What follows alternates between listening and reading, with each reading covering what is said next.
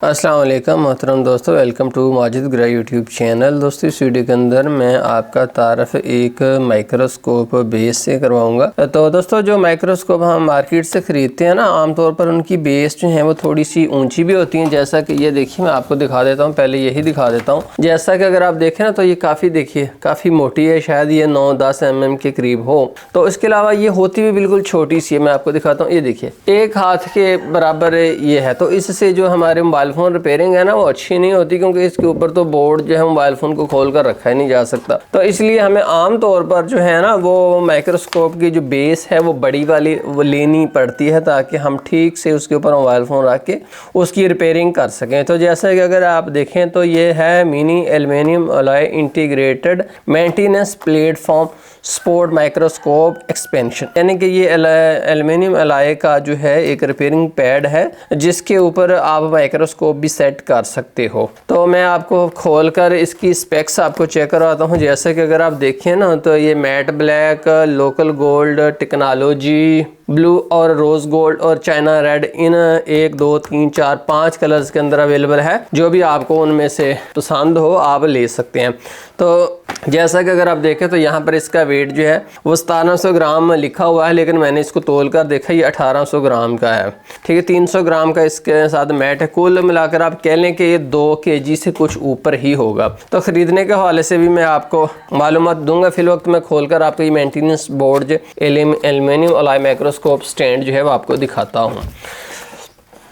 तो दोस्तों ये फोम है। उसके बाद अगर आप देखिए ना तो ये इसके साथ जो है एक सिलिकॉन रिपेयरिंग रबड़ पैड आया है। देखिए ये सिलिकॉन रिपेयरिंग रबड़ पैड है। यहाँ पर दोस्तों अब अगर आप देखें ना तो ये 330 इस तरफ से mm, 198 इस तरफ से, और इसका जो मोटाई है वो है 3 mm इसकी थिकनेस है। तो अगर आप देखें ना तो इस तरह की जो पैड होती है, आमतौर पर अगर बड़ी भी आप लोगे ना, बाज़ का हम कहते हैं हमने बड़ी बेस लेनी है, लेकिन रिपेयरिंग पैड जो इसके साथ यही आता है। रिपेयरिंग पैड नहीं बड़ा होता, सिर्फ ये वाला पैड जो है ये बड़ा होता है। ठीक है जी। इसके अलावा दोस्तों ये हमारा जो है वो है स्टैंड माइक्रोस्कोप बेस। ये देखिए जी, तो दोस्तों काफ़ी मोटी भी है। अगर आप देखें यहाँ से मोटी भी है। इसके अलावा इसकी फिनिशिंग बड़ी प्यारी है, ज़बरदस्त है। यहाँ पर माइक्रोस्कोप सेट होगी, इसके अलावा यहाँ पर माइक्रोस्कोप सेट होगी ना, तो यहाँ पर आप अपने स्क्रू वगैरह कुछ इस तरह की चीज़ें जो रख सकते हो। यहाँ पर भी कोई चीज़ें जैसे स्क्रू वगैरह इनको सीधे यहाँ से खड़े कर सकते हो, ताकि आप यूँ यहाँ से पकड़ कर इसको यूज़ कर ले। तो इसके अलावा देखें तो 330 mm, 198 mm है। वैसे भी मैं आपको दिखा देता हूँ मीटर के साथ। यहाँ से मैंने मीटर लगा दिया, तो चेक कीजिए। ये देखिए जनाब 10 इंच से कुछ ज़्यादा, 10.5 इंच है। ठीक है जी।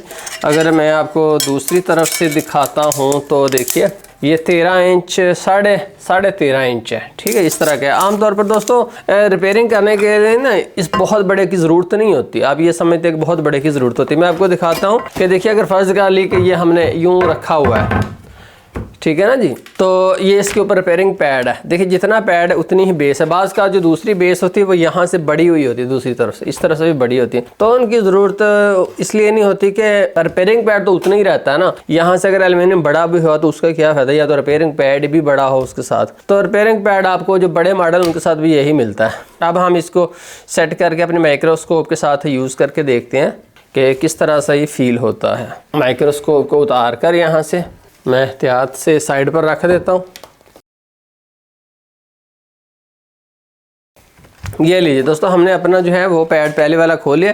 जैसा कि अगर आप देखें ना तो ये भी एलोए का बना हुआ है। इसका वेट जो है वो मैक्सिमम आधा किलो होगा। ठीक है ना, आधा किलो जब वजन है ना तो उसका नुकसान बोले क्या होता है मैं आपको बताता हूँ। जब रखा हुआ है तो माइक्रोस्कोप को हम यहाँ पर सामने काम कर रहे हैं, फिर तो ठीक है। जब हमने ये जहाँ जगह चाहिए माइक्रोस्कोप को हम आज़ाद करके पीछे को घुमाए ना, यूँ गिर जाती माइक्रोस्कोप पीछे को। तो चूँकि ये वजनी है इसलिए माइक्रोस्कोप पीछे को नहीं गिरेगी। इसके अलावा दूसरा आपको बताऊँ, ये देखिए ये पैड है। जैसे ये यहाँ पर वाल्स बनी हुई है ना, इस तरह की वाल्स यहाँ पर भी बनी हुई थी। अब बड़ा मुझे प्रॉब्लम होता था भाई यार, रिपेयरिंग के लिए जस्ट इतनी सी जगह, एक हाथ की, बाकी सारा एरिया उन्होंने फजूल का। फिर मैंने क्या किया कि मैंने काट कर ये जगह अपनी को बढ़ा लिया, बट फिर भी मज़ा नहीं आता क्योंकि ये बहुत छोटा प्लेटफॉर्म था। तो इसलिए अगर आप प्रोफेशनल हैं तो मेरा ख्याल है कि ये टूल जो है आपको ले लेना चाहिए। बड़ा ज़बरदस्त टूल है अगर आप अफोर्ड कर सकते हैं तो अब हम इसके ऊपर इंस्टॉल करते हैं। सबसे पहले इसके यहाँ से पेज खोलते हैं। ये ले सारे के सारे पेज खुल गए।